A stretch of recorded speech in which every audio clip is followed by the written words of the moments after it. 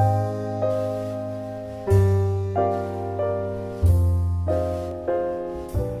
evening, everyone. I'll be performing my adaptation of The 1 Minute of Silence, which is a poem written by Benjamin Zephaniah. I have stood for so many minutes of silence in my time. I have stood many 1 minutes for Johansi Douglas, Walter Rodney, and Kurt Thierens. And every time I stand for them, the silence kills me. I have performed on stage for Shaka Blair. Now I stand in silence for Shaka Blair. 1 minute at a time, and every minute counts. When I am standing in the still silence, I always wonder if there is something about the deaths of Nisa Gopal, Shima Mangar, or Johansi Douglas that can wake this sleepy nation. When I stand in silence for Walter Rodney, Saturday Sarr, or Ronald Waddell, I am overwhelmed with honest militancy.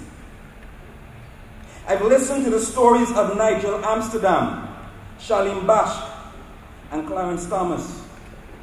And now I hear them crying for us all. I hear so much when I stand for a minute of silence. The truth is, being who I am, I would rather shout for hours. I want to make a big noise for my sisters, mothers, and brothers. I want to bear 1 million loved children to overrun the culture of cruelty, the acceptance of apathy. And in spite of everything, I want little babies. I want little babies that will live for a lifetime. I don't want to silence their souls. I don't want them to be seen and not heard. I want them to be heard. I want you to hear their song. I want them to be loud and proud. My feet are tired.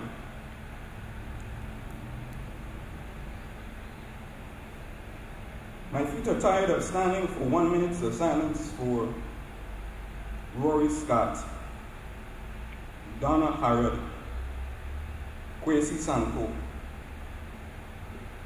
I should be dancing with Ron Thomas and Vanessa Thomas. A child's murder makes silence difficult for me. I know they do not go silently.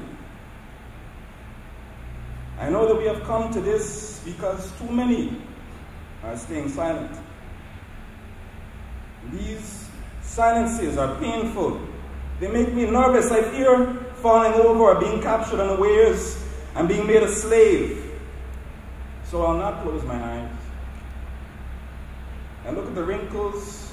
I look at the wrinkles of my shoes for 10 seconds. I look to my left and my right for 10 seconds.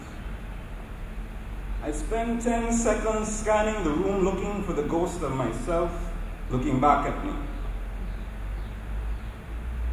I spend 10 seconds looking for persons on their Blackberries. I spend 10 seconds looking for Special Branch. And 10 seconds looking at the person who called the minute of one silence. And I wonder, how do they count their minutes? I always spend the extra seconds looking for people I know and once knew, wondering who they love and how long they will live. I spend hours considering GPL amongst so many trials and tribulations. I seem to have spent a lifetime thinking about what little time I may have left. The procession of the dead do not leave me. I tried to look at this scientifically. I've tried to look at this religiously, but I don't want to limit myself either way. I've spent so much time standing in silence, it reminds me of being in trouble in the headmaster's office, waiting for judgment.